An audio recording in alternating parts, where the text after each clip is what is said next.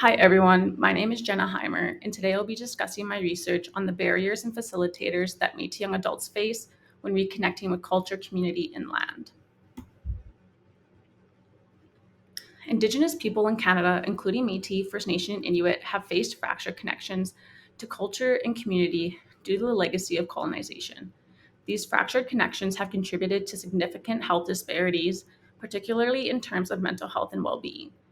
However, research has shown that strengthening connections to culture and community can have a profound positive impact on mental health, fostering resilience and overall well-being among Indigenous populations.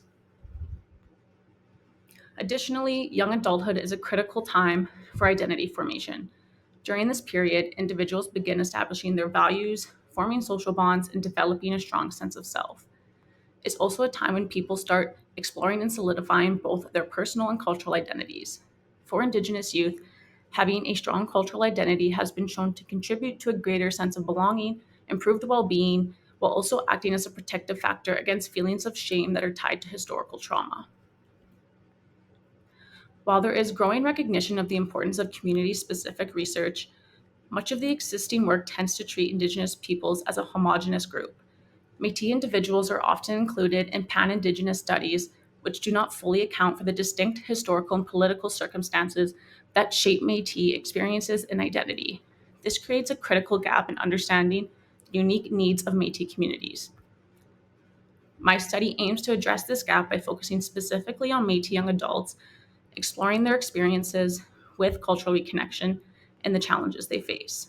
More specifically, my research questions for this project were: what are the ways Métis young adults can and have been able to reconnect? What facilitates this process? And what barriers do they face? To explore these questions, I conducted interviews with Métis young adults aged 18 to 29. Participants were recruited through various channels, including physical flyers and university outreach. The interviews were semi structured and conversational, allowing participants to openly share their experiences. Reflexive thematic analysis was used to identify common themes and patterns in participants' stories. Three key themes emerged from participant stories surrounding navigating identity, the role of kinship or family and community, and cultural reclamation.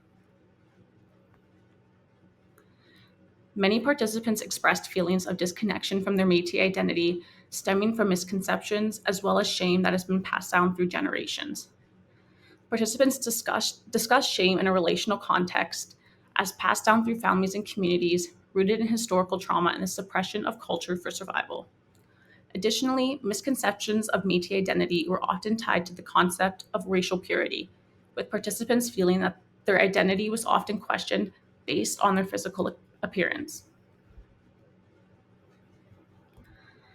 Family and community relationships played a central role in cultural reconnection. Many participants described how their family was often their first source of cultural knowledge. Individuals also mentioned that learning about their culture from family often led to difficult yet important conversations with their relatives about their family's history. These conversations were critical for healing as it helped participants gain a better understanding on how colonization continues to impact their family today. Lastly, participants highlighted the importance of reclaiming cultural knowledge by taking initiative and engaging with Métis literature and readings, as well as attending cultural events or gatherings. However, access to cultural events or resources varied depending on geography, with participants noting that they were exposed to more opportunities to engage in culture when they were in urban settings as compared to rural. This research emphasizes the need for culturally specific programs to support Métis young adults in reconnecting with their culture, which can promote overall well-being. Future research should focus on including Métis individuals who are at different stages of reconnecting in order to get bigger picture of what's needed. Additionally, future studies could look at the differences between geographic regions, such as resources that are available in urban versus rural locations, as this was something participants noted in the current study. Reconnecting with culture during young adulthood is crucial for both identity formation and well-being.